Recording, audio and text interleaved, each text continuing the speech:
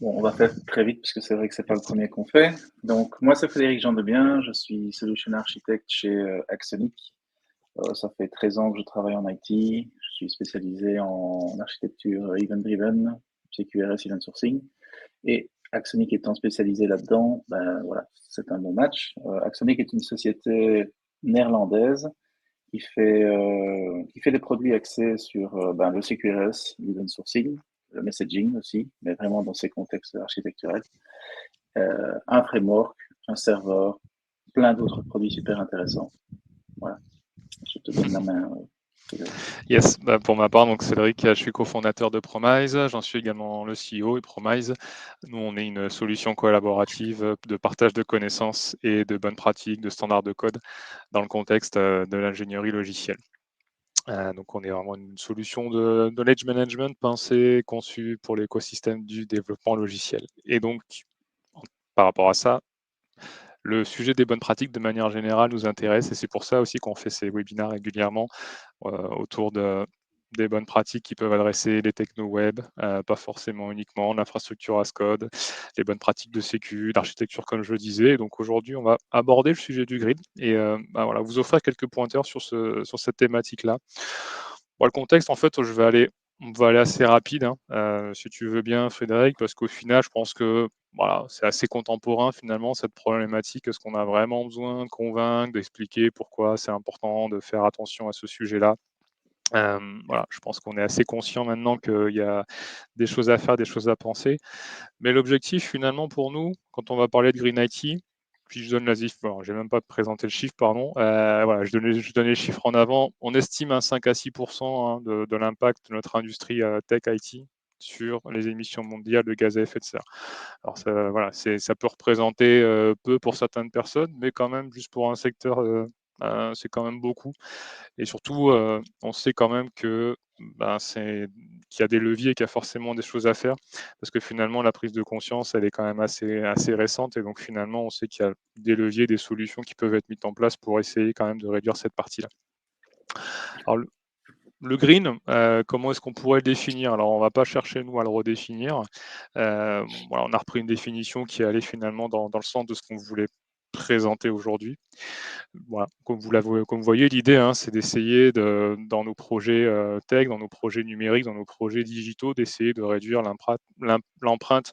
euh, voilà, même si le green couvre l'économique, écologique, social, nous, on va plutôt faire le focus sur le côté écologique. On va plutôt se mettre dans la peau d'une équipe, voilà, d'une équipe tech. Moi, par exemple, allez, je me prends en tant que développeur, je travaille voilà, sur un projet, peut-être même un projet perso, quel levier j'ai.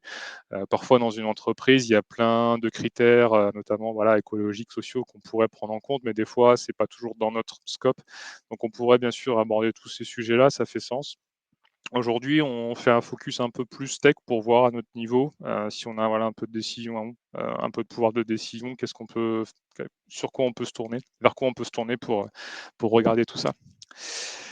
Je partage l'écran. Pour info, Frédéric, du coup, j'ai pas accès au chat questions, donc n'hésite pas voilà, à Je le m'interrompre, à lis, ne les te tracasse prendre. pas. Je voulais Mais juste bien sûr. rajouter un petit point, donc que tu l'as bien dit. Donc le but n'était pas par exemple, de glisser vers la décroissance et ce genre de discussion. Je pense que ça, ce sont d'autres discussions. Nous, on va se focaliser sur comment on peut améliorer l'IT et le rendre plus vert, si je peux me permettre. Mais Et bien si tu es sûr. d'accord, évidemment. Mais je suis bien d'accord. Parfait. Donc, en fait, de quoi on va parler dans ce webinaire? On va aborder quelques leviers finalement qu'on peut mettre en place au niveau du code directement. Quand on est, voilà, si on est développeur ou développeuse, il y a déjà des choses qu'on peut faire à notre niveau, des choses voilà, qui sont vraiment de l'implémentation, qui sont complètement indépendants de choix stratégiques derrière. Et puis après, on va glisser un petit peu plus en hauteur sur les sujets d'architecture. Et puis là, donc forcément, on va aussi rappeler que la manière dont on conçoit notre logiciel, ça peut aussi avoir un impact sur son empreinte, sur son exécution. Et donc derrière, forcément, quand on parle d'architecture logicielle, bien souvent, on aborde aussi les sujets d'infrastructure, de cloud. Et là aussi, il y a pas mal de choses à dire. Et cette partie-là, justement, c'est sur ça, Frédéric, je crois que tu as pas mal de choses à évoquer. Oui, c'est un sujet qui me tient effectivement à cœur, le cloud et l'optimisation des clouds, effectivement. Voilà. Donc on va évoquer tous ces points.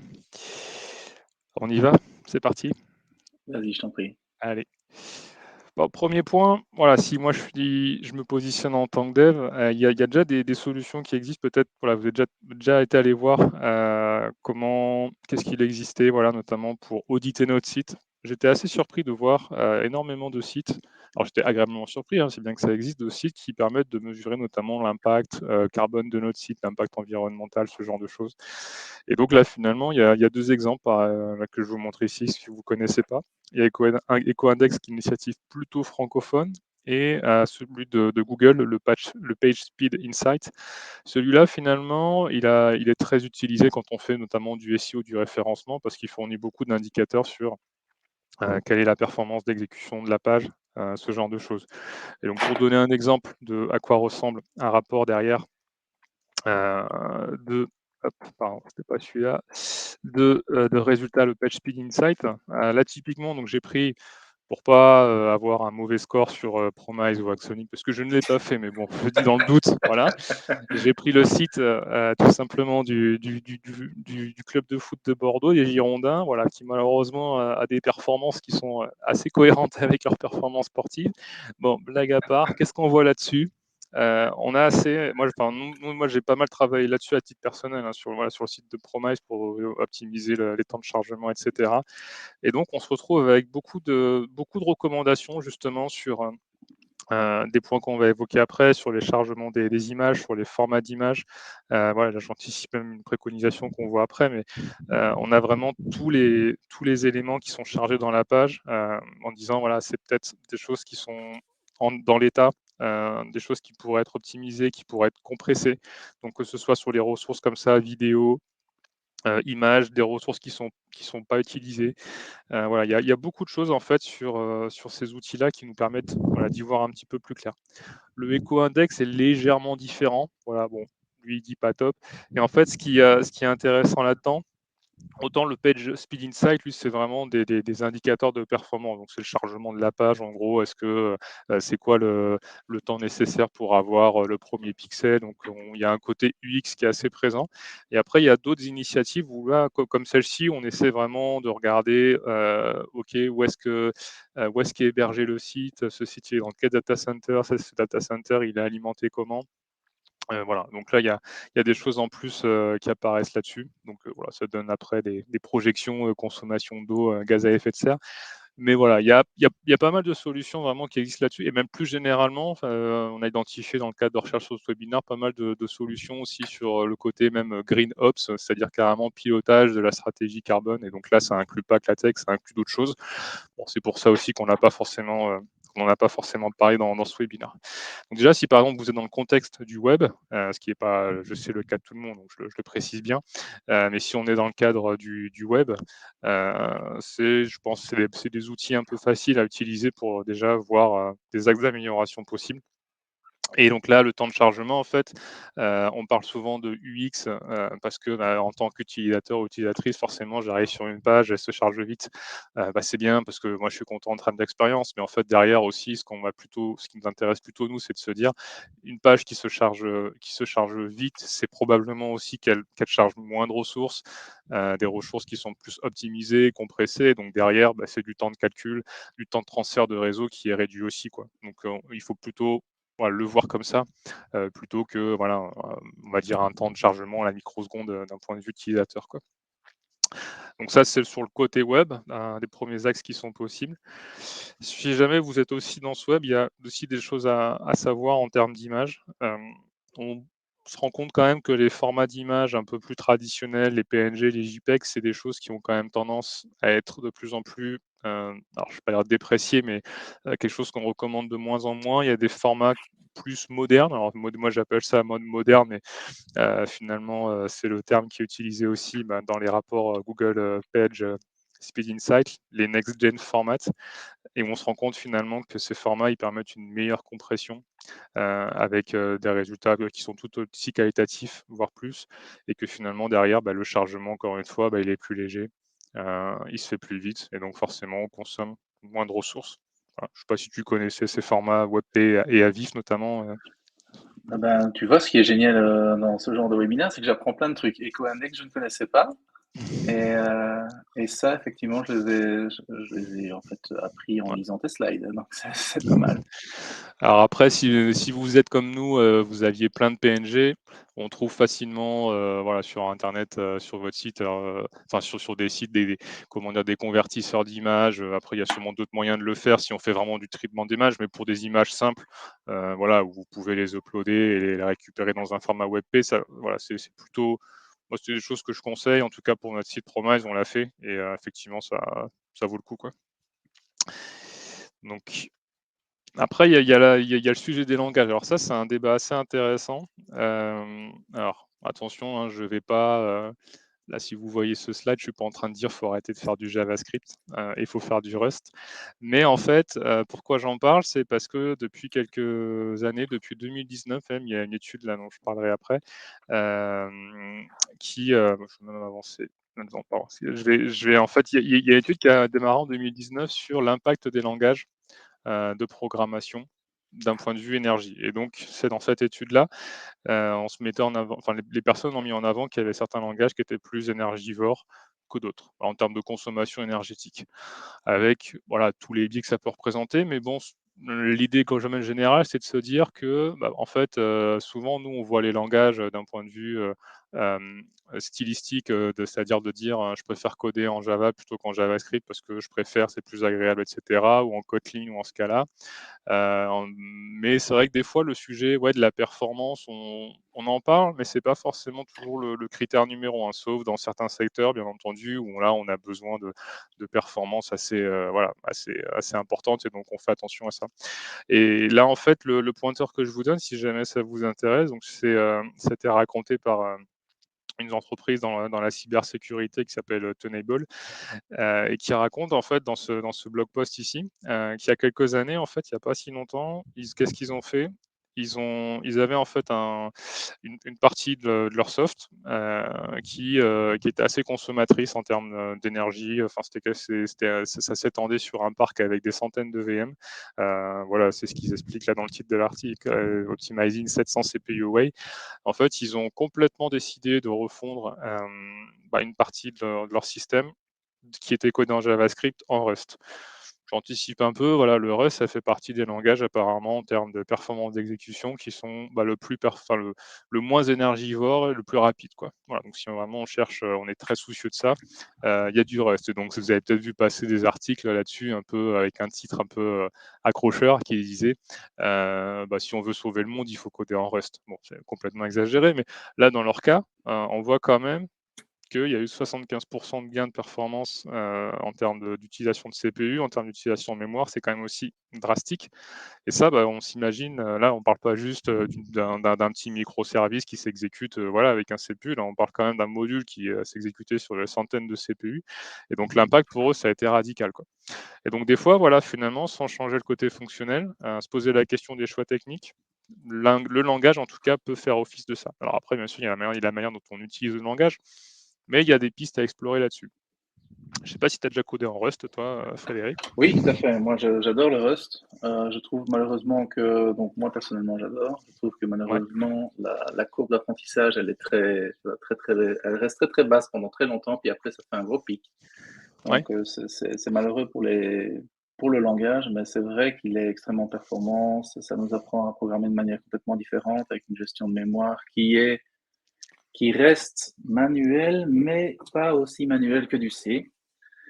Donc, non, c'est un chouette langage. Mais c'est vrai que, bon, voilà, je vois par exemple dans le chat que quelqu'un dit, oui, c'est du bas niveau. C'est vrai qu'il est fortement utilisé en bas niveau, parce qu'ils l'ont incorporé dans le kernel Linux. Mais quand on regarde le langage, ça reste quand même un langage qui a toutes les fonctionnalités de langage de haut niveau. Donc, Mm. Effectivement, hein, c'est, c'est ça n'apporte pas, je pense qu'effectivement, ça ne peut pas être utilisé dans tous les contextes. Dans les contextes où ça peut, pourquoi pas. Voilà, parce que je pense qu'effectivement, concrètement, si on fait un backend en JavaScript avec du Node.js et qu'on veut le faire en Rust, clairement, on va aller beaucoup plus vite. Et pas beaucoup plus vite, si, de un, mais on va utiliser beaucoup moins de ressources en Rust, ça c'est clair. J'ai fait l'exemple moi-même, même en Dino.js, en Dino.js, le runtime est en Rust, je ne sais pas si tu le savais. C'est d'ailleurs pour ça que c'est pas mal performant.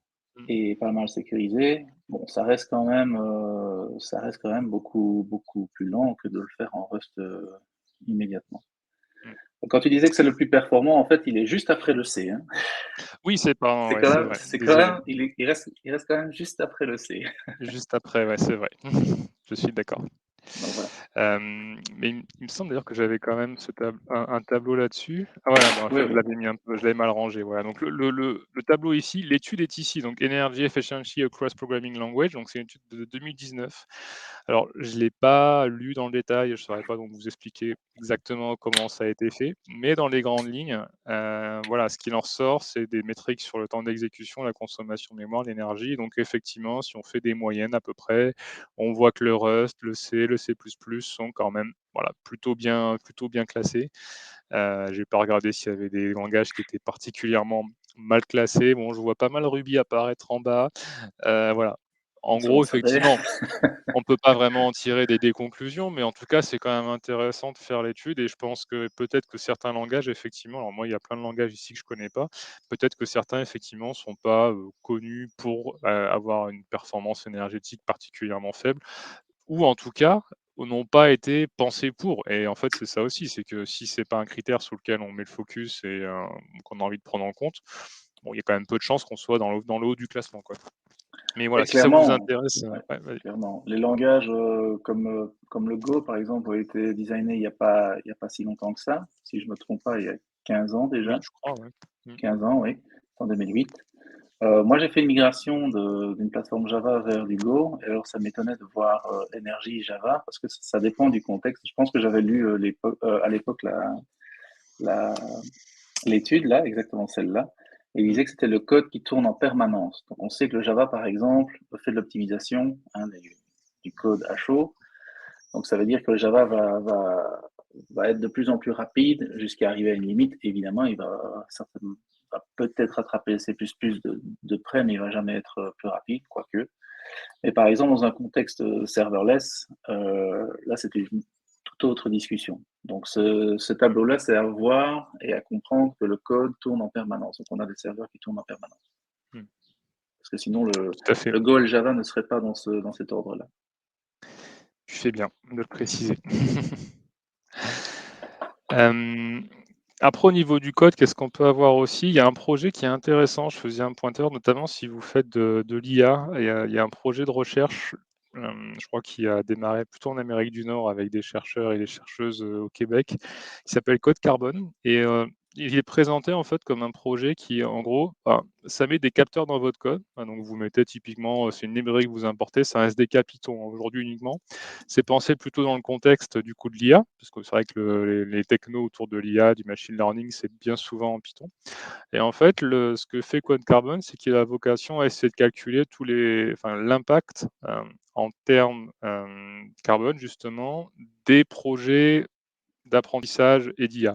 Donc typiquement, si vous faites tourner un apprentissage de modèle que vous entraînez pendant une semaine, 2 semaines, bah, ce projet a pour vocation à fournir justement un aperçu. Et donc, voilà, typiquement, un des aperçus que je vois ici, que je présente ici avec, donc ça, c'est un dashboard qui propose. L'idée, par exemple, c'est, donc si typiquement je déploie, mon apprentissage IA sur le cloud, je fais tourner là ici, qu'est-ce qu'on voit? C'est des régions géographiques d'AWS. Par rapport à des données qu'ils ont, bah, il semblerait que, voilà, par rapport à la proximité géographique, par rapport à l'alimentation aussi des data centers, ils fournissent certaines métriques, certains aperçus par rapport à ça, voilà. Et donc finalement, c'est vrai qu'aujourd'hui, l'IA est très en vogue. Pour nous, pour beaucoup d'utilisateurs, voilà, comme moi, à titre personnel, c'est des choses sur lesquelles c'est un peu transparent parce que quand on utilise ChatGPT, on sait que derrière, il y a des chiffres, on estime que ça fait, voilà, c'est très consommateur et ils ont des factures très chères chaque mois pour faire tourner toute la machine. Bon, c'est vrai qu'on a un peu de mal à imaginer quel est vraiment le coût à notre niveau. Et donc, ce genre de projet, Code Carbone a pour vocation à essayer de donner aussi un aperçu, ça, du coup, de l'impact au niveau de l'exécution du code. Voilà, donc c'est notamment dans un contexte IA. Donc, si jamais vous êtes sur ces projets-là et que vous utilisez du Python, ça peut être aussi quelque chose d'intéressant. Ça a l'air très simple d'utilisation, en tout cas de ce qu'on a pu voir. Cool. Si on retourne côté front, une bonne pratique qui peut être toute simple, C'est un attribut qu'on voit pas forcément souvent. Et donc ça, c'est tout simplement, il y a des chargements d'images ou des iframes. Bon, bien souvent, il y a des images. Il y a la possibilité, donc là, c'est du code HTML, on peut mettre en place un système de lazy loading.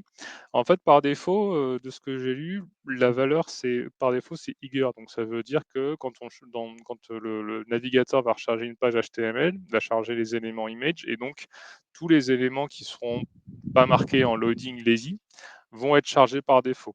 Après, le navigateur, il a la possibilité justement de déférer à plus tard le chargement d'une image sous certaines conditions. Et ben ça, typiquement, c'est quelque chose qui peut être géré par le navigateur. Alors c'est très simple, hein. Si par exemple l'image elle n'est pas située dans ce qu'on appelle l'écran, le viewport, hein, je crois, bah, du coup je l'affiche pas et tant que la personne n'a pas scrollé, je l'affiche pas, quoi. Voilà. Et donc ça, il y a du système de lazy loading, c'est assez fréquent dans les applications web, mais même si on fait du HTML, voilà, plus classique sans forcément être dépendant d'un framework, on peut mettre en place ce genre de choses. Et surtout que ça coûte pas forcément très très cher à mettre en place. D'ailleurs, je fais un petit Intéressant. ouais, je trouve ça intéressant. Et je fais juste un petit aparté aussi sur ça avant de parler aussi de la suite des pratiques, parce que là, c'est un exemple typiquement de bonne pratique. Et là, moi, si je me projette en tant que développeur, et si bah, forcément aussi je fais un peu le lien avec la problématique de diffusion des bonnes pratiques, parce qu'en fait, quand on veut mettre en place une démarche green dans les entreprises et vraiment, en toute transparence, c'est vraiment un sujet que je vois très présent dans pas mal d'entreprises avec qui nous on échange avec Promise, hein. Mais, voilà, on sent qu'il y a vraiment une dynamique de mettre en place, des sujets green et de promouvoir ces best practices à l'échelle. Et donc, oui, forcément, par rapport à notre cœur de métier chez Promise, c'est des choses qui nous parlent. Mais pour montrer un exemple très simple de comment ça peut se matérialiser, admettons, je me place là dans la peau d'un développeur. Je fais une immersion dans ma vie de développeur et après on revient à tout ça. J'ai fait un switch sur mon VS Code ici, je suis sur une page HTML très simple, OK? Donc là, moi, je suis développeur sur mon projet avec mon équipe. Là, ici, en fait, je vois, sur ce fichier HTML, bah, tu vois, Frédéric, on a une image qui charge Mhm. un logo tout simplement et en fait, il n'y a pas le système de lazy loading. Tu es d'accord? Donc là, a Ouais. priori, c'est problématique. Donc là, moi, je pourrais très bien en fait rajouter cet attribut-là, sauf que bah, finalement, si je le fais, que je le commit et que je pousse le code, cette information-là, le geste que je viens d'appliquer, il n'est pas vraiment partagé avec le reste de mon équipe. Donc là, ce que je peux faire, c'est donc identifier ce bout de code en disant, voilà, donc ça c'est grâce à l'extension Promise dans mon IDE, mais je vais aller assez vite, je ne vais pas trop rentrer dans les détails, mais en gros, le plugin Promise permet de dire, voilà, ça typiquement, il y a un bout de code ici qui ne suit pas un standard. Et donc là, par exemple, bah, je vais nommer ma bonne pratique par rapport à ce bout de code-là. Je vais dire image tags in HTML should have the attribute loading égale lazy, ok, tout simplement. Je vais le partager après ça à mon équipe. Donc là, en fait, je reste dans mon flow de développement, hein, je ne bouge pas. Je continue ce que je fais. Je vais rajouter ici la modification du coup loading égale lazy. Tac, hop, salary lazy. Et après, je vais faire un clic droit avec Promise et je vais dire, bah, ça en fait, ça c'est la correction. L'état de ce code-là, c'est la correction de ce que j'ai envoyé précédemment. Donc ça, c'est quelque chose que n'importe quelle personne, un développeur, développeuse tech lead peut faire.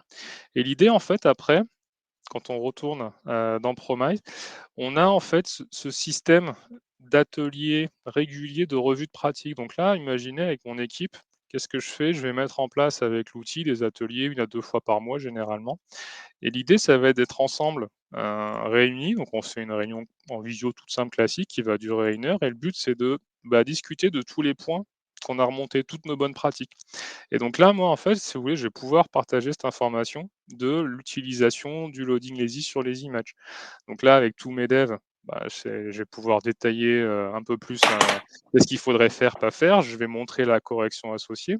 Et ça, c'est ce genre d'information. Après, si tout le monde est d'accord, qu'on va pouvoir valider ensemble et ça va alimenter voilà, notre référentiel. Et donc, c'est comme ça qu'on va progressivement se construire un référentiel de bonne pratique derrière. Voilà, je pourrais également avec Promise définir un pattern de détection pour que dans l'IDE, j'ai une petite notification qui apparaisse pour que les prochaines fois, si on utilise la balise image sans mettre un lazy loading, on se prend un warning entre guillemets qui nous dit attention, il faudrait utiliser le loading lazy. Donc ça, en fait, ce genre de bonnes pratiques assez contextuelles, c'est des choses qu'on peut facilement définir avec un outil comme Promise et qu'on peut diffuser facilement à l'échelle. Parce que c'est une chose de définir les pratiques, mais juste pour terminer là-dessus, si on les juste pose dans un référentiel, un wiki et qu'on envoie le lien à tout le monde, nous on a vu que ces mécanismes-là, c'était pas forcément toujours très efficace. Donc il faut trouver d'autres leviers. Fin de l'aparté, mais qui est quand même associé à ça. Ouais, Quelque chose de j'adore tout. votre tool. À chaque fois que je le vois, je me dis, waouh, c'est quand même génial. Oh, c'est gentil. Et je t'ai même pas demandé de dire ça en plus, ça me fait Mais non, plaisir. c'est vrai, c'est vrai. Ça vient du cœur. C'est gentil. Un point important aussi en termes de green, est-ce que peut-être dans vos applications, dans votre code, il y a des features qui servent à rien? Grosso modo, voilà, c'est ce qu'ils appellent les fonctionnalités non essentielles. Ça, c'est issu d'un rapport justement du référentiel, j'ai plus le nom du référentiel, mais en gros, voilà, c'est ici de cette étude, alors qui remonte un peu, mais qui est toujours très contemporaine. Je pense, il y a une dizaine d'années, qui en fait mettent en avant que bien souvent, on a tendance à développer des fonctionnalités qui répondent pas toujours à un besoin métier et qui finalement sont assez peu utilisées. Alors on va se dire oui, c'est pas très grave, mais finalement, bah, c'est du code qui est là, c'est du code qui est stocké, c'est des fichiers qui sont là, stockés pour rien, c'est des features qui sont packagées, qui prennent de la place en termes d'espace. Et donc voilà, après si cette application elle est transférée à travers le réseau, bah, à chaque fois que quelqu'un télécharge, je dis n'importe quoi, un .exe ou accède à une app, bah, on charge du code qui sert à rien. Donc en fait, c'est un peu ce principe aussi je dirais de sobriété qui est associé, parce que même si c'est pas forcément le sujet là, mais malgré tout, d'un point de vue tech, des fois nettoyer son code comme on nettoie son bureau, ça fait partie des choses. Et donc se poser la question aussi dans notre app, est-ce qu'on peut pas décommissionner des features qui servent à rien? C'est aussi quelque part avoir un impact sur la taille de l'application derrière, quoi. Et ça, on l'oublie souvent. Les formats vidéo aussi, alors les GIFs, c'est vrai que c'est rigolo, mais on se rend compte quand même que c'est pas du tout optimal en termes de chargement. Les formats plus modernes comme les MP4, MPG4, pardon, c'est des formats qui sont plus performants, mais plus qualitatifs et qui prennent moins de place. Voilà, donc c'est pareil. Les retours d'expérience, il y en a. Là, et celui qu'on cite, il est même dispo sur le site de Telegram où ils expliquaient que ça prenait 95% de l'espace disque de supprimer tous les GIFs en MP4, donc c'est quand même assez significatif. Donc voilà, s'il y en a un ou deux qui traînent, pourquoi pas, mais c'est vrai que sur nos sites, des fois, quand on veut mettre des courtes vidéos, on a tendance à mettre des GIFs. Et nous, pareil, chez Promise, c'est ce qu'on faisait. Et justement, le rapport Google Page et Speed nous a dit, par contre, ce serait bien de le convertir en MPEG4. C'est plus léger, c'est une meilleure compression. Donc voilà, essayons d'éviter les GIFs autant que possible dans nos applis web. Donc, tu veux dire que quand on s'envoie des GIFs sur WhatsApp, c'est pas Écoute, bien. je ne sais pas derrière quel est le format utilisé, mais voilà, je pense que peut-être le nom est gardé GIF parce que ça parle à tout le monde, mais effectivement, ça semble pas être un format idéal. Je viens de casser 50% de mon moyen de communication avec les gens. Je suis désolé. Ouais, je rigole. Ouais. La minification des données, alors si vous travaillez dans le web aussi, c'est sûrement des choses qui peuvent vous parler. Donc, tout ce qui va concerner la minification des fichiers HTML, JavaScript, CSS. En gros, hein, on prend le fichier, puis on essaie de supprimer les données qui servent à rien. On essaie d'optimiser vraiment plus la taille, quoi. Donc, c'est vraiment aucun impact sur le comportement de l'application d'un point de vue fonctionnel. Le code va s'exécuter de la même manière. Il est juste, entre guillemets, transformé voilà, pour être dans un seul et même fichier. Potentiellement aussi, souvent ce qui se passe, c'est quand on a plusieurs librairies externes qu'on charge, on les package dans un seul fichier, donc on fait de la concaténation parfois avec la minification, ça permet de faire un seul transfert et éviter d'initier plein de transferts de petits points différents.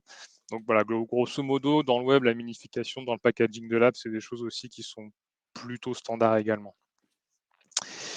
Dans les images, pour revenir aussi dessus, il y a une bonne pratique, c'est d'essayer d'avoir des images qui sont responsives. Donc en gros, si par exemple dans votre article de blog que vous mettez, vous voulez mettre quelque chose qui potentiellement va apparaître sur 200 pixels x 400 pixels, évitez de uploader dans votre WordPress ou outil de blog une image qui fait 2000 par 4000 et pour se dire de toute manière que le navigateur va travailler pour la réduire. Donc ça, c'est pas forcément des bonnes pratiques justement de mettre en ligne, enfin de charger des images qui ont une taille qui est supérieure à ce que le rendu est censé être. Et donc là, par rapport à ça, ce qu'il est recommandé, ça va être soit d'utiliser ce qu'on appelle des responsive images, donc ce que vous avez peut-être déjà vu passer, où en fait vous avez une image de base avec un format donné, et ensuite vous pouvez utiliser des outils, notamment pour en générer de plusieurs tailles différentes, par exemple du 56, 128, 256, 512, etc. Et après, dans votre code, vous pouvez expliciter voilà, que vous pouvez charger idéalement ces 3-4 images. Donc là, c'est l'exemple ici. En fait, on a une image de base, mais qui existe en fait en plusieurs versions. Et grosso modo, l'idée, c'est de laisser le navigateur en fonction de la résolution, etc., choisir quelle est l'image la plus adaptée, mais on lui évite ce travail de resizing qui, malgré tout, reste de la ressource et de la consommation qui est un peu inutile. Ou les formats SVG, classiques, scalables, vectoriels, ou là aussi pareil, qui font du sens. Donc il y a ces deux options qui sont là. Supprimer le CSS inutilisé, ça c'est bien souvent le cas, notamment quand on charge des librairies externes ou ce genre de choses. Si vous êtes vraiment intéressé sur ça, dans les Chrome DevTools, il y a la possibilité d'analyser ce qu'on appelle le coverage du CSS et donc de voir. Donc là, c'est l'exemple ici, je ne sais pas si vous voyez bien, mais en gros, ça nous montre tous les fichiers qui sont chargés, notamment en CSS, et la taille du fichier qui n'est pas utilisé. Donc là, typiquement, ici, on charge un fichier qui fait 3 kg et on utilise apparemment seulement 50 kg. Alors après, bien sûr, on charge des fichiers qui ont une utilisation différente sur les pages, mais on peut quand même se rendre compte, malgré tout, que bien souvent, on charge beaucoup de code sur des pages où on n'en a pas besoin. Voilà. Donc ça, si pareil, c'est des petites optimisations qu'on peut envisager. Je voulais aussi dire juste un mot, si jamais vous êtes dans l'écosystème API, une initiative aussi qui a été lancée il n'y a pas longtemps par un collectif qui s'appelle API Thinking. C'est un label qui s'appelle l'API Green Score. Et donc, l'idée, en fait, c'est d'attribuer un label green pour vos API. Voilà. Et donc, comment il se base là-dessus? Je vais en dire 2 mots après, mais grosso modo, qu'est-ce qui va être regardé? Ça va être comment est-ce que conçu l'API? Est-ce que vous faites attention au format de données? Est-ce que vous faites attention à ne pas retourner plus de données que nécessaire?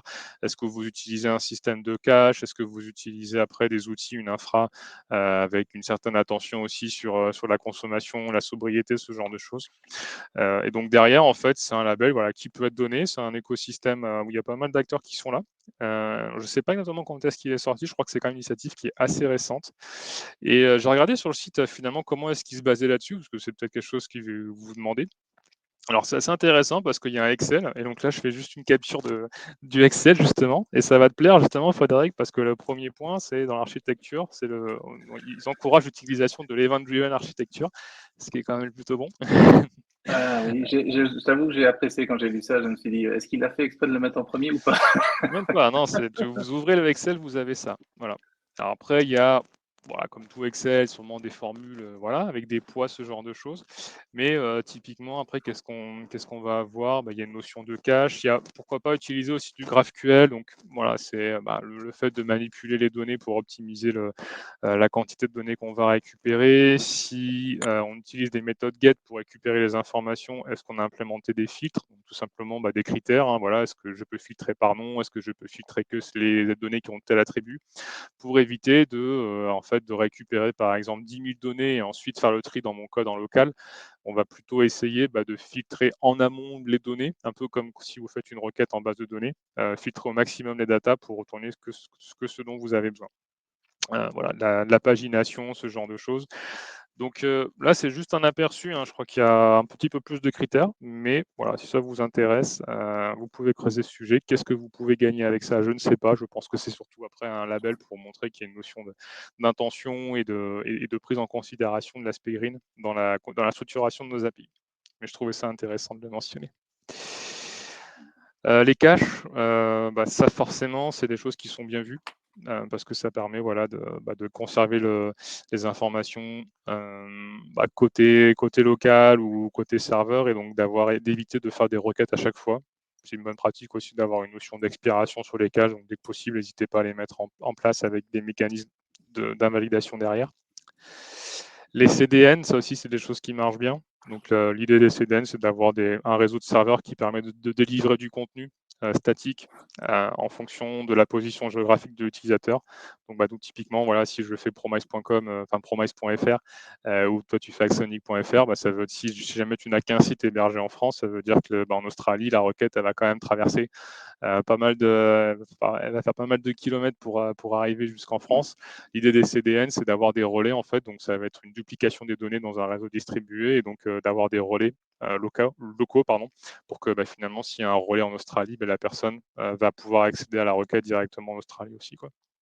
Donc ça, c'est aussi des bonnes pratiques à mettre en place. Ça se fait sur du contenu statique. Nous, on faisait du WordPress. Alors, si vous faites aussi du WordPress, il y a des études aussi sur ça, parce que c'est vrai que WordPress, c'est un client-serveur en PHP avec un SQL derrière, c'est un peu lourd. Il y a des solutions de plus en plus qui existent justement pour les personnes qui font du WordPress, qui permettent de packager votre WordPress en un contenu statique, headless. Et donc, en fait, ça prend tout le WordPress, ça génère des pages, et après, ça vous les met sur un CDN. Et ça, typiquement, nous, c'est ce qu'on utilise chez Promise, et donc ça nous permet d'avoir effectivement plus de performance, d'avoir moins de requêtes client-serveur que sur un WordPress traditionnel, quoi.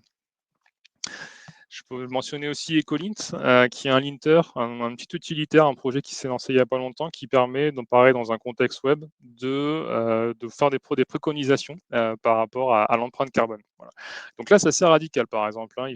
Là, c'est un exemple qui cite de leur site. Ils vont regarder par exemple les formats d'image que vous utilisez. Donc là, ça rejoint ce qu'on a évoqué tout à l'heure. Le format d'image, si c'est du PNG, c'est pas bon. On va plutôt privilégier du WebP ou du SVG. C'est ce qu'on disait aussi tout à l'heure. Les formats de fonte aussi. Voilà, c'est pareil, on va éviter certains types de formats.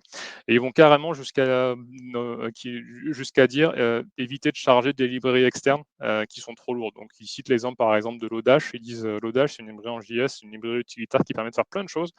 Et ils disent en fait, si des fois vous n'avez pas vraiment besoin d'utiliser une librairie, enfin d'importer une librairie juste pour faire un appel de fonction, je dis n'importe quoi, voilà, calculer, faire des formules mathématiques ou calculer le nombre de jours entre deux dates. Essayez voilà, juste peut-être de le faire vous-même plutôt que d'importer plusieurs kilobits de librairie, quoi. Donc ils vont carrément jusque-là. Donc c'est assez intéressant aussi. C'est un peu plus radical, mais en tout cas, il y a vraiment ce côté de dire on dérecommande, on ne recommande pas de faire telle ou telle action dans le code parce que ça peut avoir un impact en termes d'empreinte carbone. Voilà. Et là, c'est vraiment focus là-dessus. Je ne sais pas si c'est Ecolint ou EC0Lint, je n'ai pas bien compris, mais en tout cas, voilà, si vous tapez Ecolint, vous allez trouver. Si vous êtes sur le contexte Android, je vous parle aussi d'EcoCode rapidement.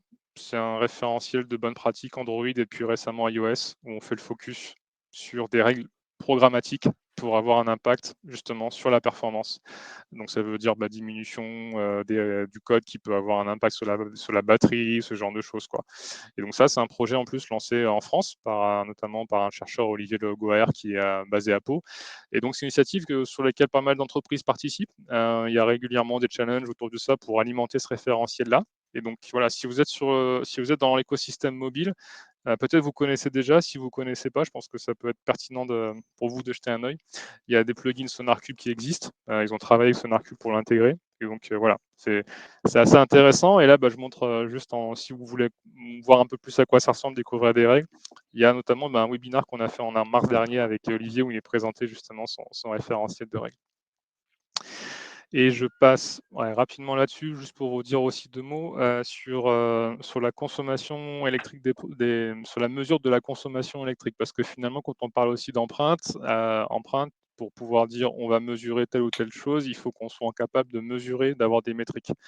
Et donc, il y a pas mal de projets qui ont été lancés récemment qui permettent justement d'essayer d'estimer la consommation en kilowatts, ce genre de choses, des processus informatiques.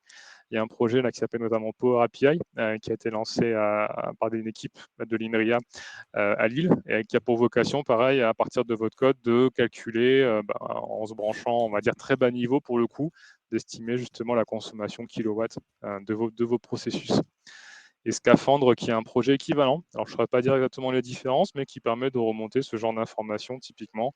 Là, si vous voyez bien, ça essaie de remonter par exemple la consommation en watts de mon démon Docker, de mon Redis, ce genre de choses. Et donc là, on est vraiment sur vraiment de la pure consommation électrique en watts. Voilà. Donc c'est Power API Scaphandre. Si c'est des sujets qui vous intéressent, je peux vous orienter là-dessus. Et petite transition vers le sujet cloud, maintenant qui te concerne un petit peu plus Frédéric. Il y a aussi des choses, si vous faites du Kubernetes, et ça c'est un vrai sujet, j'ai trouvé que ça, genre, je pense que les cloud providers n'ont pas intérêt à ce qu'on éteigne nos machines, hein, mais c'est très compliqué de mettre en place un système qui éteint par exemple nos machines la nuit ou en dehors des heures de travail. Faut passer par, faut mettre en place des choses qui sont beaucoup trop complexes à mon sens. Si vous faites de Kubernetes, j'ai trouvé cet add-on qui fait du KubeGreen, qui permet en fait d'aller en fonction de certaines tranches horaires que vous spécifiez, d'essayer d'éteindre les composants, voilà, qui servent à rien, en tout cas qui peuvent être éteints. Je trouvais cette initiative intéressante, donc je voulais en dire deux mots. Et ce qui nous permet donc de faire la transition Kubernetes Cloud Ready Application et donc Cloud tout court. Merci beaucoup Cédric. Alors je voulais, avant que je ne commence, plein de gens se disent mais à quoi il sert ce gars, il ne parle pas. Je voulais te remercier beaucoup pour la recherche, ça fait une recherche de dingue. J'ai appris énormément. Donc merci pour ça Cédric. C'est vrai que moi, mon sujet qui me tient à cœur, c'est plutôt le cloud. J'ai fait une migration cloud il y a pas longtemps d'une plateforme qui était hostée on-premise vers du cloud. Et on s'est dit, voilà, on va essayer de... Pourquoi le cloud? Je vais essayer de vous l'expliquer un petit peu. Et surtout, qu'est-ce qu'on y gagne? Et vous allez voir. J'ai récemment lu pas mal de trucs qui disaient aller vers le cloud, c'est plus green. Alors je me suis dit, est-ce que c'est un argument commercial des cloud providers? Je me suis dit, bon, voilà, il faut quand même un petit peu chercher et un petit peu aller en profondeur. En fait, je me suis rendu compte qu'effectivement, quand on a une infra on-premise, on n'a pas les 10 000 ou 20 000 personnes du cloud provider pour prêter attention à tout ce que tu viens d'expliquer, cette consommation, ce côté green. Et maintenant, ça devient même un argument de vente de certains cloud providers qui se disent nous, en fait, on vous assure que, par exemple, l'électricité vient d'énergie, puisque je mets green. Alors attention, je l'ai fait exprès de ne pas mettre renouvelable. On ne va pas commencer la discussion. On va dire énergie green, parce que bon, vous savez bien, hein, quand on a un mix renouvelable et qu'on n'a pas et qu'on utilise du gaz pour contrebalancer quand on n'a pas de vent et de soleil, c'est plus très green, c'est même très très très noir. Donc on va parler d'énergie green. Ils calculent même le nombre de CO2 annuel, voire même parfois, selon les clouds, c'est mensuel généré, donc c'est vraiment pas mal. Il y a certains clouds, et d'ailleurs je pense que tu vas en parler après Cédric, qui récupèrent la chaleur des data centers pour en faire quelque chose. Alors c'est même parfois pour recréer de l'énergie avec des échanges de chaleur, parfois c'est pour chauffer de l'eau. Donc ce genre de choses, on n'y pense pas quand on a l'infra on-premise. Alors il y a aussi, forcément, quand on est tous sur un cloud, le cloud a beaucoup plus facile à mutualiser les ressources. Je ne sais pas si vous avez connu l'histoire du Borg chez Google, ou toi, Cédric. Le Borg, c'est très très vieux. À un moment donné, Google était un petit peu victime de son succès et se demandait s'il fallait doubler son data center. Donc là, on parlait carrément de doubler le bâtiment, donc doubler la consommation électrique, doubler tous les gens, etc. Et ils se sont dit, en fait, on va d'abord profiler la consommation et l'utilisation des ressources, et après on prendra une décision. Ils se sont rendus compte que, si je ne me trompe pas, seulement 20% des ressources étaient utilisées, alors que tout semblait saturé. Et ils se sont dit, il y a un petit problème. Donc ils ont commencé en fait à créer ce qu'ils appelaient le Borg, un petit peu comme dans Star Trek, si je ne me trompe pas. Oui, Star Trek. Et cet algorithme, qui est une sorte de Kubernetes maintenant, mais qui était quand même beaucoup plus complexe que Kubernetes, dispatchait des ressources, on découpait des ressources en, par exemple, un serveur en ressources CPU, en ressources mémoire, et les applicatifs venaient dire, moi j'ai besoin d'autant de CPU, d'autant de mémoire maintenant. Et donc les ressources étaient partagées, réutilisées, lâchées, réutilisées par d'autres, etc. Et en mettant en place donc cet applicatif, ils se sont dit, en fait, on est utilisé à moins de 50% de notre data center actuel. Donc, en fait, on n'a pas besoin de doubler. Donc ça, c'est le genre d'initiative qui était incroyable. Et ça, par exemple, nous, je ne sais pas, une petite société ou une PME ou même une grosse société, on ne va pas investir dans la création d'un algorithme aussi complexe. Donc, le cloud le fait pour vous. Si tu peux passer au suivant, s'il te plaît, parce que je viens de me rendre compte que ce n'est pas moi qui le cher. Alors, je ne sais pas si vous le saviez, moi, je ne veux pas faire de pub, mais je suis un grand fan de GCP. Et je n'ai pas fait exprès de choisir la Belgique, je vous jure, mais certaines régions dans GCP sont marquées comme green ou plus green que certaines. Faites-y attention. Il n'y a pas que la Belgique dedans, il y a pas mal de régions qui sont green et d'autres qui ne le sont pas, notamment Londres ne l'est pas. Je sais bien que ce n'est pas une super région en termes de coûts et en termes en plus d'émissions de CO2. Tu peux passer à l'autre. Et ça, c'est le tien. Donc, je te laisse en parler parce que je trouve ça super intéressant. Ah, je ne t'entends plus, Cédric. Tu es muté. Ça nous arrive à tous. Veux-tu que je te démute? Voilà.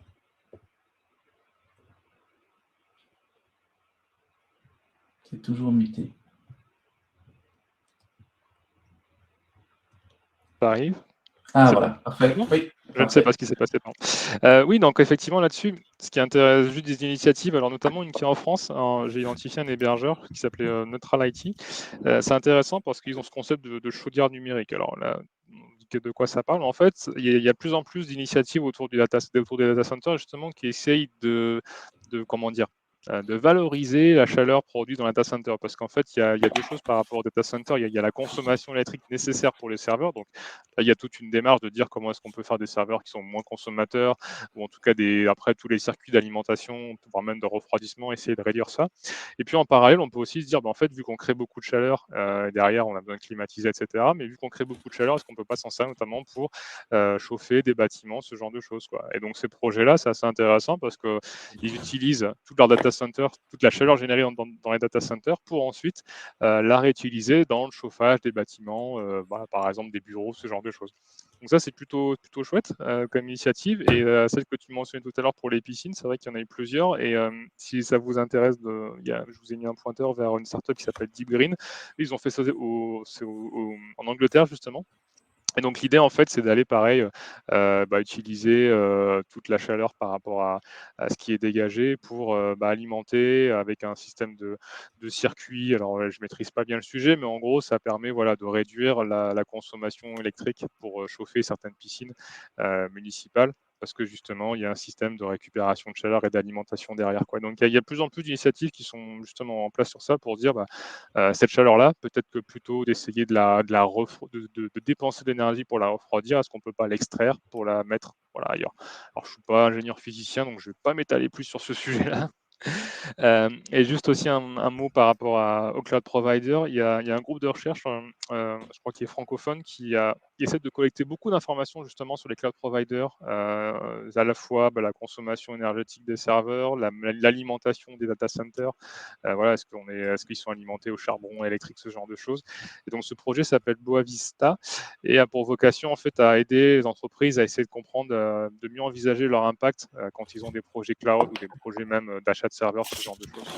Et donc là, typiquement, l'exemple que je montre ici, c'est si je prends un tel instance chez AWS basée en France, j'ai une consommation approximative de 2 kg par CO2 mégajoules. Bon, après, c'est des chiffres, il faut savoir aussi les interpréter, mais en tout cas, ce qui est un gros travail qui est toujours en cours et qui a été mené ces dernières années, c'est d'essayer justement d'extraire ces informations-là qui ne sont pas forcément faciles à rassembler pour pouvoir ensuite donner un aperçu aux gens de ce qui se passe quand ils choisissent telle ou telle plateforme. Voilà, petit aparté sur ça. Et ça non plus, je ne connaissais pas. Alors maintenant, moi j'aimerais bien revenir sur ce que tu disais sur le chauffage, donc les chaudières numériques. Il ne faut pas tomber dans Donc j'aime beaucoup le principe de Neutral IT, mais il ne faut pas tomber dans les travers J'ai vu passer il y a quelques mois, je me demande si ce n'était pas il y a quelques années déjà, quelqu'un qui venait placer des chaudières qui en fait minaient des bitcoins. Et donc, ça créait tellement de chaleur qu'évidemment, ça chauffait l'eau. Mais là, je trouve que c'est le travers, on part un peu dans le travers, parce que miner des bitcoins, ce n'est pas nécessaire. Tu vois, c'est gaspiller énormément de ressources pour chauffer de l'eau. Et donc, il faut bien rester dans les clous, on va dire.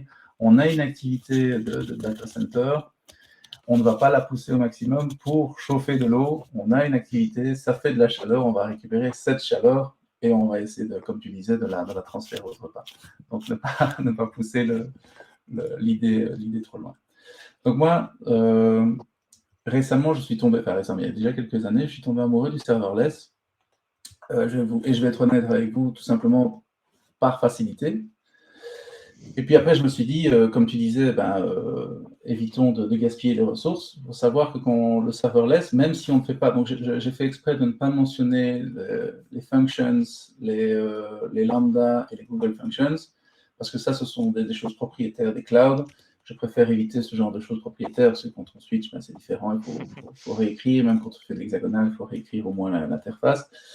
Donc j'ai choisi des choses qui sont totalement portables, et je ne sais pas si vous connaissez, mais le Knative, par exemple, est une surcouche à Kubernetes qui vous permet justement, un petit peu comme ton KubeGreen, de couper les services qui ne sont pas utilisés. Alors, quand une requête arrive, en fait, le service est popé, il démarre, il répond, il est maintenu pendant une certaine période qui est configurable.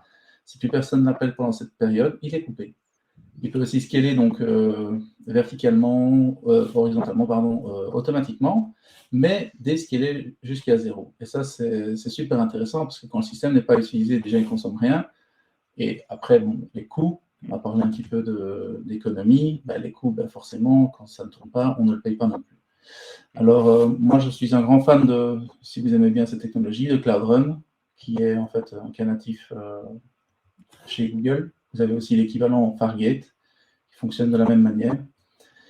Voilà, simplement des petites choses, si vous ne connaissez pas, allez-y. Si vous aviez peur, comme moi, d'utiliser les functions et d'être vendor locké, sachez que maintenant, il y a d'autres alternatives qui ne sont plus vendor locké. Je vais passer au suivant. On imagine bien, en tout cas, les gains qu'on peut avoir. Je ne sais pas s'il y a des chiffres ou des études par rapport à ça, ou des retours d'expérience d'économies substantielles qui ont pu être faites grâce à une migration en serverless. Écoute, ça dépend effectivement de ce que tu fais, ça dépend aussi de comment tu monétises tes appels, etc. Mais par exemple, moi qui fais énormément de POC sur le cloud, je ne fais que ça d'ailleurs, j'ai plus d'une vingtaine de projets qui tournent dans le cloud, pour lesquels je n'ai pas encore dépensé un seul eurocent pendant des années, depuis des années. Donc, c'est vrai qu'effectivement, ils ne sont pas fortement utilisés, ce sont des POC. Mais moi, ça me permet en tout cas de faire quelques appels, de faire des POC avec des clients, etc. Et je ne paye pas, en fait. Parce qu'en plus de payer pour ce qu'on utilise, on a aussi énormément d'appels gratuits. Donc, ça, c'est pour la partie économie, mais aussi, je sais que si je n'utilise pas, je n'ai pas besoin d'aller dans la console et de couper le serveur. Je sais qu'il ne tourne pas, il ne consomme rien. Ça, c'est pas mal. Alors, j'ai fait un petit test aussi, parce qu'il faut faire attention à quelques erreurs que j'ai eu le malheur de voir dans ma carrière, notamment en Kotlin. Beaucoup de personnes ne comprenaient pas pourquoi un code super simple prenait énormément de temps. Et là, j'ai fait deux exemples, en fait. Ce sont exactement le même raisonnement, exactement on pourrait dire le même code. Donc, quand vous faites des fonctions pipeline, donc des transformations fonctionnelles en Kotlin, et d'ailleurs dans tous les langages qui fonctionnent de la même manière, si vous partez d'une liste et que vous faites list map, qu'est-ce que ça va vous créer? Une autre liste. Donc, en gros, vous recréez une liste en mémoire. Si vous refaites map, vous recréez encore une autre liste en mémoire. Ça, évidemment, on gaspille énormément de mémoire. Et alors qu'on pourrait partir en mode séquence ou en mode stream, comme Java l'appelle, c'est plutôt séquence en Kotlin, et on voit que le résultat dans le test unitaire, c'est la même chose. Et pourtant, les temps de réponse, on est à, si je compte bien, près de 6 fois plus rapide avec la séquence. Donc, vous imaginez là, j'ai 6 fois plus rapide, alors que c'est exactement la même chose. Il suffit de changer une fonction. Vous voyez le toList à sequence. Et là, je n'ai que 3 opérations. Donc, j'ai deux mappings, une agrégation en somme, et on est déjà à 6 fois plus rapide. Donc, vous imaginez quand vous avez 20 opérations, le gain de performance et surtout éviter de gaspiller des ressources. Donc, si tu passes au suivant, on va essayer de faire vite parce qu'il me reste 3 minutes. On peut déborder un petit peu, c'est pas grave, parce que c'est vrai que je me suis un peu étalé, donc on peut déborder un peu. Pas de souci, j'aime bien quand je suis pressé. Donc, un des autres points, c'est bien d'aller bien sûr dans le cloud, c'est green, etc. Mais ne négligeons pas le code. Donc ça, je voulais montrer avec les pratiques Kotlin, par exemple, que j'ai vu très souvent. Donc, ce n'est pas une pratique à prendre à la légère. Je l'ai vu très souvent et les impacts sont nombreux. Mais ne pas négliger l'architecture, comme tu l'as dit dans ta petite sheet Excel. D'ailleurs, que je pense que Julien aurait bien voulu savoir d'où elle venait, parce que je pense que ça l'intéresse. Je ne sais plus si c'est Jean ou Julien. Manifestez-vous. Et si tu pouvais donner la source, apparemment, ça intéresse les gens. Oui, tout à fait. Ouais. Bah, je vais aller sur l'API Thinking, sur le site du collectif API Thinking, mais à la fin, je mets le lien. Et si vous cherchez collectif API Thinking, vous baladez sur le menu, vous allez trouver une page, mais je le mettrai en lien. Voilà, parfait. Donc, Julien vient de partir, mais au moins, les liens seront là. Donc, ne pas négliger l'architecture, hein, c'était ton premier point.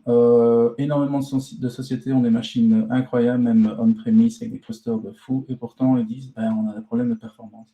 Alors, quand on regarde un peu l'architecture, c'est une vieille architecture, base de données centrale, on fait du batch, les services s'appellent les uns des autres, aucun des services n'est optimisé, donc forcément, quand on fait une chaîne, on fait une chaîne d'énormément d'appels inutiles, et en plus très lents.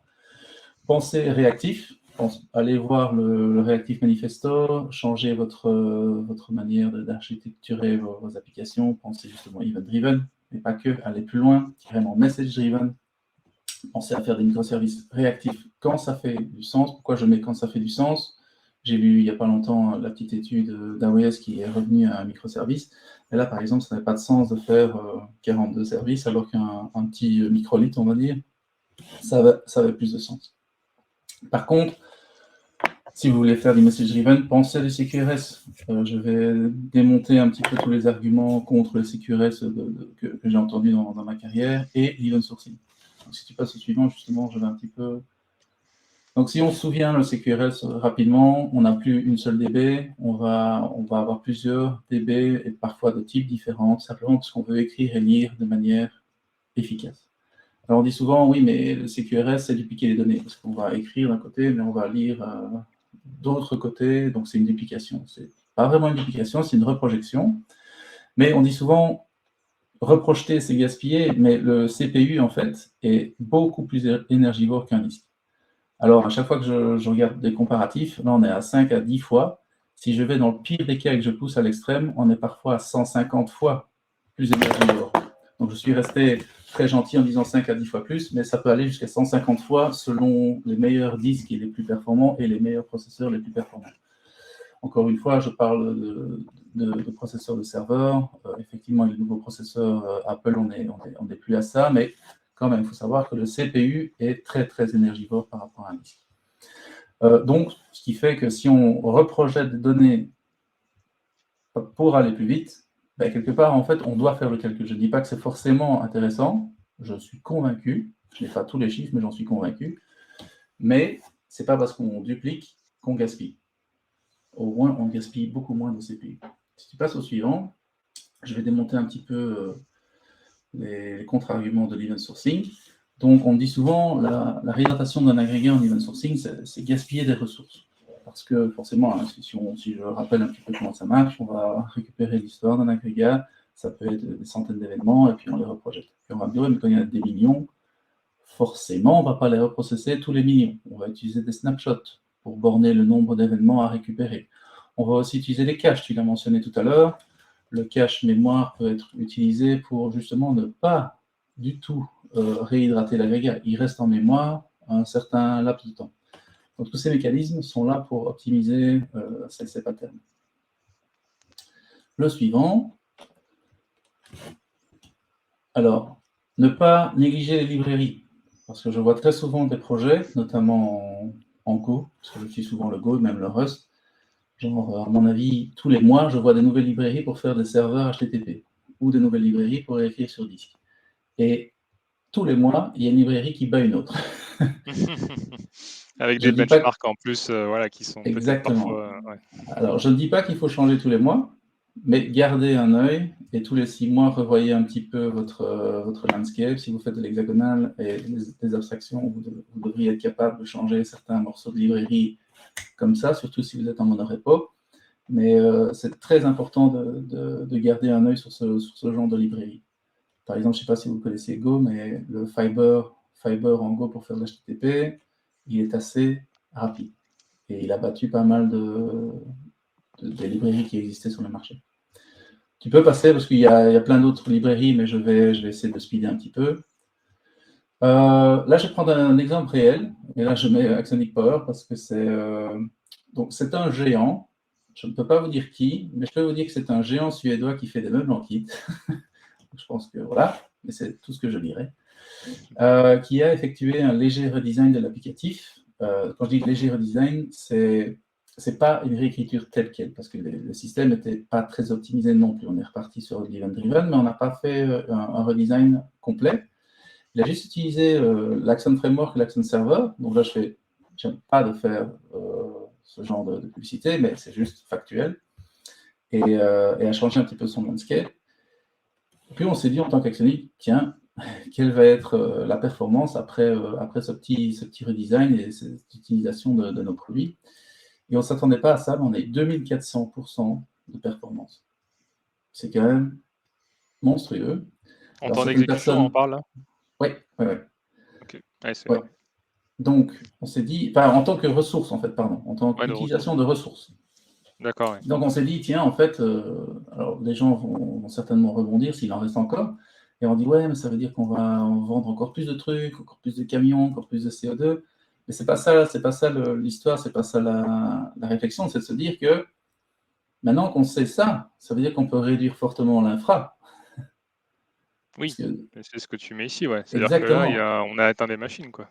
Voilà, c'est ça. On n'a plus besoin d'avoir un big data center pour gérer les ventes, par exemple. On peut se passer, si je fais un calcul rapide, c'est pas tout à fait exact le 4%, mais c'est presque 4% de l'infra. Donc ce qui est quand même pas mal. En temps de ressources, c'est quand même pas mal. Et je pense que c'est ce qui termine ma partie. Cédric, je te laisse le mot de la fin.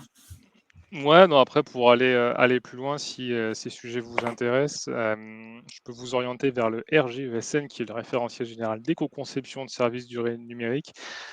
Alors, on aime bien faire des référentiels, voilà.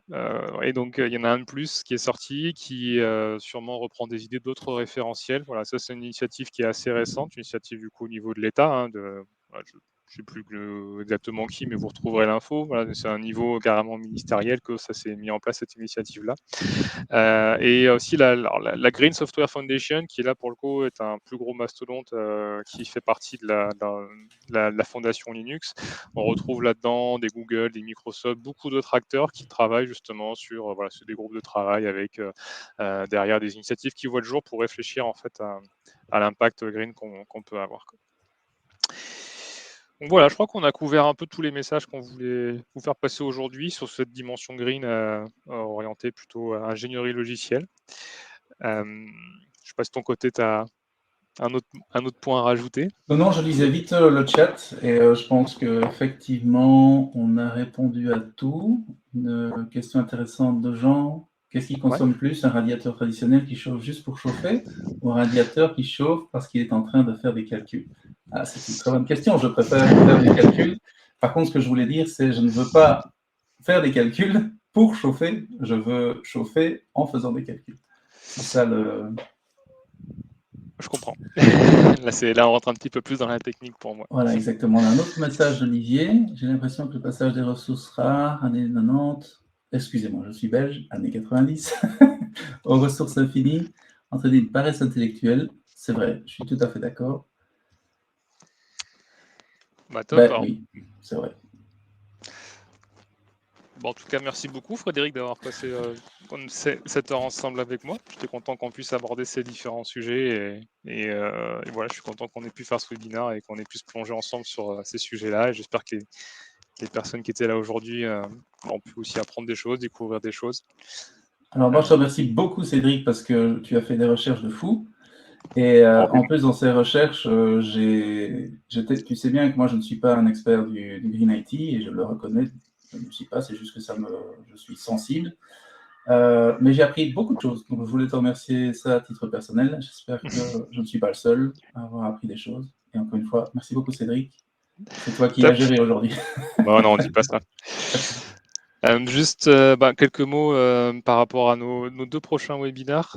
Donc il y en a un demain, il y en a un la semaine prochaine. Demain, on parle d'un autre sujet, de l'accompagnement technique des équipes de développement. Donc là, avec Dora, qui est CTO et notamment aussi VP Engineering chez Arola, nous parlera de comment est-ce que dans ses missions de coaching technique, comment est-ce qu'elle accompagne des équipes de développement à mettre en place des bonnes pratiques, comment est-ce qu'on fait changer les habitudes des équipes de dev. Voilà.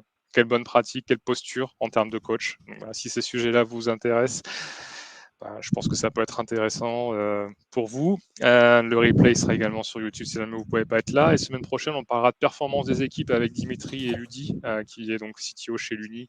Là, l'idée, ce sera d'aborder comment est-ce qu'on peut mettre en place, comment est-ce qu'on peut accompagner les équipes en termes de performance, de délivrabilité, comment est-ce qu'on peut les aider à produire du code de bonne qualité, à livrer du code sans bug, etc. Donc voilà, on parlera de ce côté aussi lean, délivrabilité, du flux, etc. Voilà, tous ces sujets-là en termes de performance, même si c'est toujours un sujet sur lequel il faut faire attention aux termes parce que voilà, ça peut être mal vu, mais en fait, ici, non, il n'y a pas de mauvais signaux derrière. On parle vraiment de performance en termes de capacité à délivrer du code souvent et bien fait, quoi. Et donc voilà, ce sera l'objet de notre dernier webinaire avant la pause estivale. Si c'est bon pour toi, Frédéric, écoute, c'est bon pour moi. Je te remercie à nouveau d'avoir accepté l'invitation. Merci à Axonic également pour l'organisation de ce webinaire. Je remercie aussi Héloïse de mon côté Promise qui m'a aidé aussi à préparer des choses. Et voilà, parce que c'était un sujet, on a dû faire pas mal de recherches aussi. Donc, je te souhaite une excellente journée. Puis à toutes et tous qui êtes là et qui avez passé aussi cette heure avec nous, je vous souhaite également une très bonne journée. Puis voilà, on espère vous avoir donné quelques pointeurs pour vous dans votre optique de continuer à mettre en place du green dans vos projets. Merci beaucoup, Ciao, Frédéric. Ciao, à la prochaine. Passez une très bonne journée. Toi aussi, merci. Merci, salut.